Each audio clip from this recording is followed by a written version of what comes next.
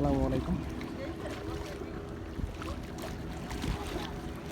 এতক্ষণ জোয়ার ছিল, জোয়ার শেষে এখন আবার ভাটি শুরু হয়েছে। আমার মনে হচ্ছে এই বাতাসে, এই পানির থই থই বাতাসে আমি গান গাই, ওরে নীল দরিয়া আমার দেরে দে ছাড়িয়া।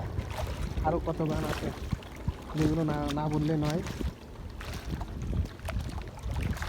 অসাধারণ বাতাস, দক্ষিণে বাতাস, পানির থই থই কলরব, কি সুন্দর, মনোমুগ্ধকর, যা কখনো ভোলার নয়। আর এই সমস্ত জায়গায় ভ্রমণের জন্য আপনারা আসতে পারেন।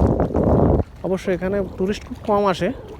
এখানে সমস্ত ব্যবস্থাই আছে যা আপনি কল্পনাও করতে পারবেন না। এখানে ডাক বাংলো আছে, টুরিস্ট পুলিশ আছে, আরও অনেক কিছু আছে।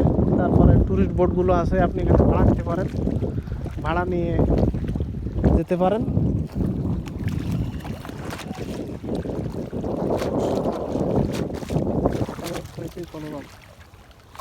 এই যে আপনার কচুর গাছের ফল, কচুর গাছের ফল, পানির ঢেউ ঢেউ সিঁড়ির উপর। আমার কাছে মনে হচ্ছে ডুবা ভিজিয়ে এখন এখানে নামি সাঁতার কাটার জন্য, কিন্তু সম্ভব না, চাইলেও সম্ভব না, চাইলে অনেক কিছু সম্ভব না।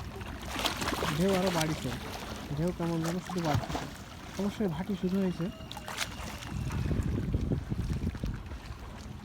বোটগুলো হেলে দুলে যাচ্ছে। গাছ নেই কিন্তু স্মৃতি পড়ে আছে। এখানে এখন বাঁধা হয় শুধু নৌকা, নৌকা, ট্রলার, এগুলো বাঁধা হয়। ওই পার গাবুরা ইউনিয়ন, যা যাওয়ার সময় আপনাদের দেখাবো।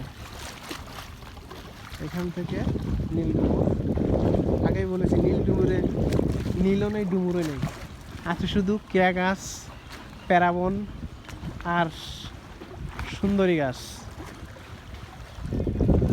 যা দেখলে মনোমুগ্ধকর, মোহিত হবেন আপনি।